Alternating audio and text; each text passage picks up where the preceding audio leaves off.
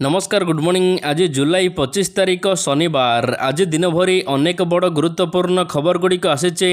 तेबे आसंतु आज सकाळ आसीथिबा 20टी बड़ खबर उपरे नजर पकाइबा। नंबर 1 केंद्र कैबिनेट रे बड़ निष्पत्ति। प्रधानमंत्री श्री नरेंद्र मोदी अध्यक्षतार अनुष्ठित केंद्र कैबिनेट बैठक में देश में 3टी स्वतंत्र केमिकल बा रासायनिक पार्क प्रतिष्ठा पाई भारत औद्योगिक विकास योजना रासायन बा भव्य रासायन योजना को अनुमोदन मिली। 2026-27 आर्थिक वर्ष पाई केंद्रीय बजेट रे एही योजना घोषणा करा जायछि।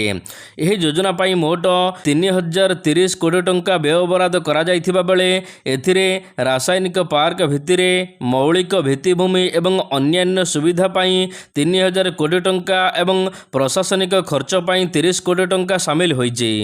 नंबर 2 आज ठारू पुणी वर्षा 28 तारिख पर्यंत। केउठारे लगाण वर्षा तो केउठारे तुहाको तुहा वर्षा। प्रबल वर्षार एबे भिजुची सारा ओडिशा। ओडिशा रे सक्रिय मौसुमी प्रभाव में वर्षा लगी रहिथिबा बेले आज ठारू पुणी समुद्र को मत्स्यजीवी माननकु बारण करा जायछि। पाणीपाग विभाग तरफ कहा जायछि कि आज ठारू 27 तारिख पर्यंत एही सतर्क सूचना जारी होइछि। एही समय रे समुद्र अशांत रहिबा सहित घंटा प्रति 50 ରୁ 60 किलोमीटर बेगरे पवन बहिबो। एथिपाई समुद्र को बारण करा जायछि। तेबे आज ठारू पुणी आउ एक घूर्णिबलय सक्रिय हेउछि। आज ठारू ओडिशा पश्चिमबंग झारखंड उत्तर छत्तीसगढ़ एवं पूर्व मध्य प्रदेश आड़े वर्षा प्रबल हेबो। नंबर 3 आज सुनावेश पुरी रे भल पाग। आज हेउछि ठाकुरंक सुनावेश। सुनावेश पुरी रे भल पाग रहिबो। आकाश मेघाच्छन्न रहिबा सहित पवन मध्य बहिबो। कां भां वर्षा असराई होई पारे। तेबे श्रद्धालुंक पई भल खबर। श्रद्धालु माने आज सुनावेश भल दर्शन करि परिबे। ए नेई सूचना दैचंती पाणीपाग विभागर प्रोफेसर शरद चंद्र साहू। नंबर 4 दुष्कर्मकारी को 20 वर्ष कारादंड। अनुगुल गणदुष्कर्म मामलें 4 अभियुक्त को 20 वर्ष सश्रम कारादंड। जड़े युवती और जड़े नाबालिका को गणदुष्कर्म मामलें गतकाली अनुगुल अतिरिक्त जिला दौरा जज यही राय शुणाई। अदालत पोस्को आईन धारा 6 समेत भारतीय न्याय संहिता BNS विभिन्न धारा रे समस्त अभियुक्त को दोषी साब्यस्त कर जेल दंड शुणाई एवं आर्थिक दंडरे दंडित मध्य करिसंती। 2024 मसीहा अगस्ट 6 तारिख रे अनुगुल अंचल रे जड़े 21 वर्षीय युवती एवं जड़े नाबालिका को बलपूर्वक मद्यपान कराइबा सहित गणदुष्कर्म करा जायथिला। नंबर 5 इस्तफा देबे नहीं धर्मेंद्र प्रधान। केंद्र शिक्षा मंत्री धर्मेंद्र प्रधान को इस्तफा देबाकू जो राजनीति चली चाप बढ़ुची। तेबे सरकार स्पष्ट करिसंती जे धर्मेंद्र प्रधान इस्तफा देबे नहीं। धर्मेंद्र प्रधान निज उत्तरदायित्व ओहर जीवे नहीं। जनसाधारण जो जनादेश देइचंती ताहाको पूर्ण करिबा पई सरकार प्रतिबद्ध। एभली समय रे मंत्री को हटाइबाकू प्रश्न उठू नाही बोली सरकारी सूत्रରୁ जणा पड़िछि। नंबर 6 सरकारी अधिकारी कड़ा निष्पत्ति जारी। व्यक्तिगत कारण राज्य बाहर को किंबा विदेश यात्रा करुथिबा सरकारी कर्मचारी एवं अधिकारी अर्थ विभाग कड़ा नियम जारी करिछि। एणिके ओडिशा बाहर को किंबा विदेश गस्त पूर्वर संपर्क कर्मचारी को अति कम 21 दिन पूर्वर छुट्टी पाई आवेदन करबाकू हेबो। यह सहित उपयुक्त कर्तृपक्षों ठारू छुट्टी मंजूर कराइबा सहित सदर महकुमा छाड़िबा पाई पूर्वर अनुमति नेबा बाध्यतामूलक हेबो। केवल जरूरी परिस्थिति रे एही समय सीमा को व्यतिक्रम करा जाई परिबो। नंबर 7 ओडिशा रे केही रहिबे नहीं भूकिला। मुख्यमंत्री अन्नपूर्णा योजना यारी माध्यम रे अंत्योदय अन्न योजना एवं राज्य खाद्य सुरक्षा योजनार हिताधिकारी माननको मुंड पिछा प्रति मास रे मिलिबो एणिके 5+5 किलोग्राम निःशुल्क चाउल। अर्थात एबे मिलिबो 10 किलो चाउल। उपकृत हेबे राज्यर 3 कोटी अधिक गरीब हिताधिकारी। एथिपाई राज्य सरकार खर्च करिवे 8,813 कोटी टंका। लोकंक सरकार तरफରୁ एही बड़ घोषणा करा जायछि। नंबर 8 अगस्ट 28 तारिख में मिलिबो पंचम किस्ती 5,000 टंका। सुभद्रा किस्ती को नहीं उपमुख्यमंत्री बड़ घोषणा। ରକ୍ଷାବନ୍ଧନ ଅର୍ଥାତ୍ ଅଗଷ୍ଟ 28 ତାରିଖରେ ହିତାଧିକାରୀ ମାନେ ପାଇବେ ସୁଭଦ୍ରା ଯୋଜନାର ପଞ୍ଚମ କିସ୍ତି ଟଙ୍କା। 3,17,967 ନୂଆ ହିତାଧିକାରୀ ମାନେ ଆବେଦନ କରିଥିଲେ, ସେମାନେ ମଧ୍ୟ ଟଙ୍କା ପାଇବେ।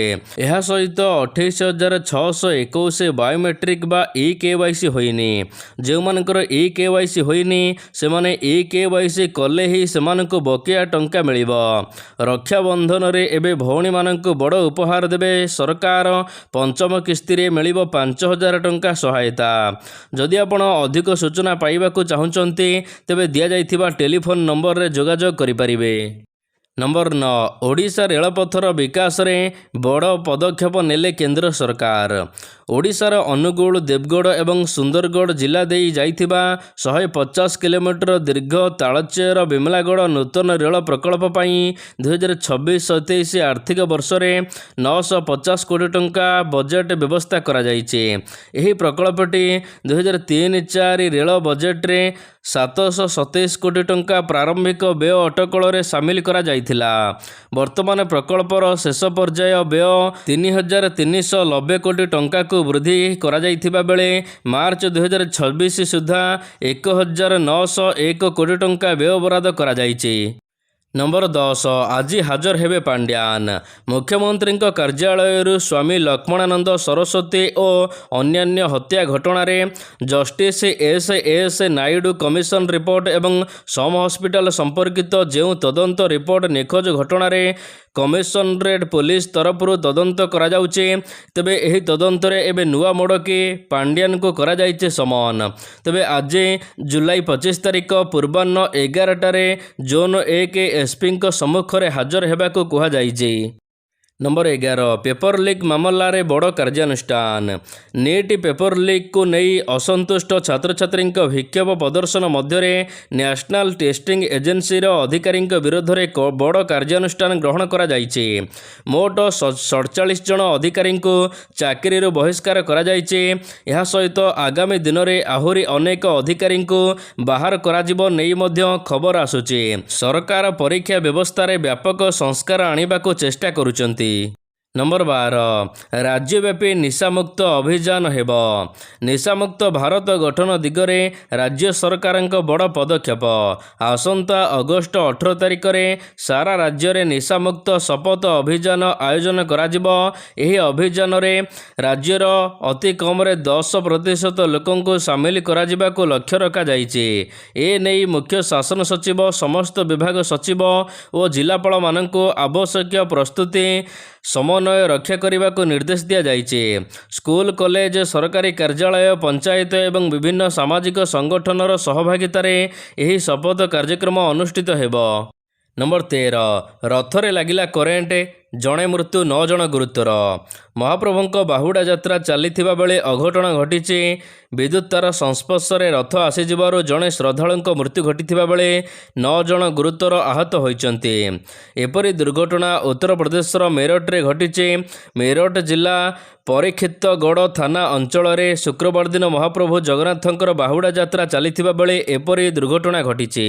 ନମ୍ବର 14, ଯଦି ଆପଣ ବ୍ରଏଲର କୁକୁଡ଼ା ରଖିବାକୁ ଚାହୁଁଛନ୍ତି, ଜାଣନ୍ତୁ ସରକାରଙ୍କ ତରଫରୁ ମିଳୁଛି 6 ଲକ୍ଷ ପର୍ଯ୍ୟନ୍ତ ସହାୟତା।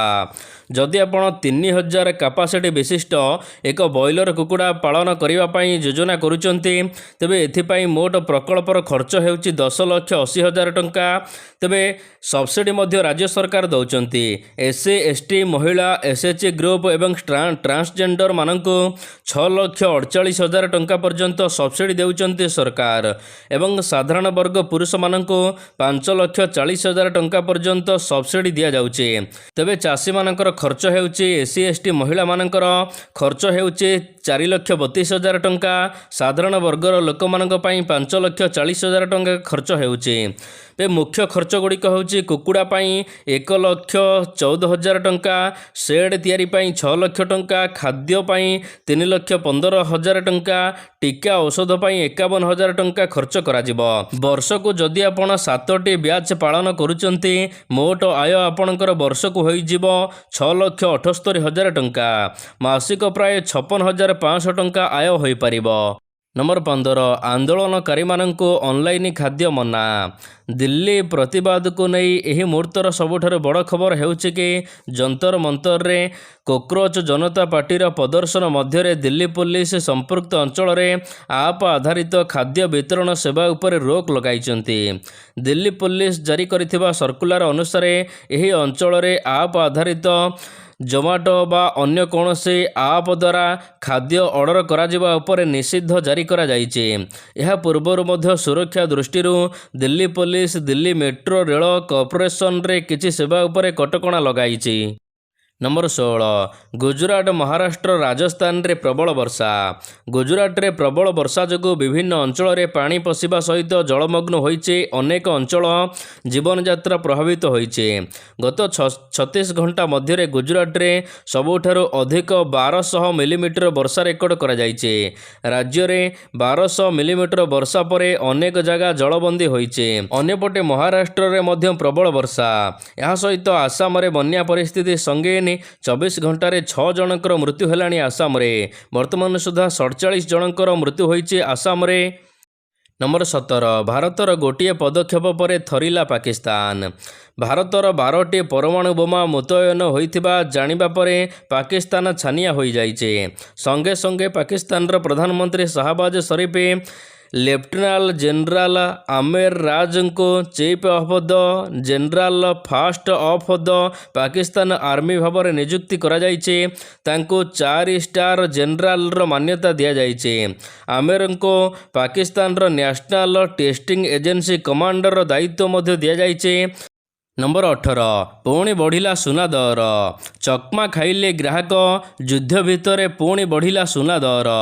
ଗତକାଲି 24 କ୍ୟାରେଟ୍ ସୁନା ଦର 2190 ଟଙ୍କା ବୃଦ୍ଧି ପାଇବା ଫଳରେ ଏବେ ଦର 10 ଗ୍ରାମ ପିଛା 1,46,560 ଟଙ୍କାରେ ପହଞ୍ଚିଛି। ତେବେ ରୂପା ଦର ମଧ୍ୟ ସେହିପରି ବଢ଼ିବାରେ ଲାଗିଛି। ଏହା ସହିତ 22 କ୍ୟାରେଟ୍ ସୁନା ଦର 2100 ଟଙ୍କା ବଢ଼ିବା ଫଳରେ 10 ଗ୍ରାମକୁ 1,34,000 ଟଙ୍କାରେ ପହଞ୍ଚିଛି। ବର୍ତ୍ତମାନ ସୁଦ୍ଧା ସୁନା ଏବଂ ରୂପା ଦର ଲଗାତାର ବଢ଼ୁଥିବା ବେଳେ ଗ୍ରାହକମାନେ ଏହାକୁ ଦେଖି ଛାନିଆ। ନମ୍ବର 19 ବୈଭବଙ୍କ ଟାର୍ଗେଟରେ ସଚିନ ତେନ୍ଦୁଲକର। ଜିମ୍ବାୱେ ବିପକ୍ଷ ପ୍ରଥମ ଟି20 ମୁକାବିଲାରେ ଦମଦାର ବ୍ୟାଟିଂ କରିଛନ୍ତି ବୈଭବ ସୂର୍ଯ୍ୟବଂଶୀ। ଅର୍ଦ୍ଧଶତକ ହାସଲ କରିବା ସହିତ ଅନ୍ତର୍ଜାତୀୟ ମ୍ୟାଚ୍ରେ ସର୍ବକନିଷ୍ଠ ବ୍ୟାଟର ଭାବରେ ସେ ଏହି ମାଇଲଖୁଣ୍ଟ ହାସଲ କରିଛନ୍ତି। ପୂର୍ବରୁ ଇଂଲଣ୍ଡ ବିପକ୍ଷ ସିରିଜରେ ତାଙ୍କୁ ସୁଯୋଗ ମିଳିଥିଲା, ହେଲେ ସେ ଭଲ ପ୍ରଦର୍ଶନ କରିପାରି ନଥିଲେ।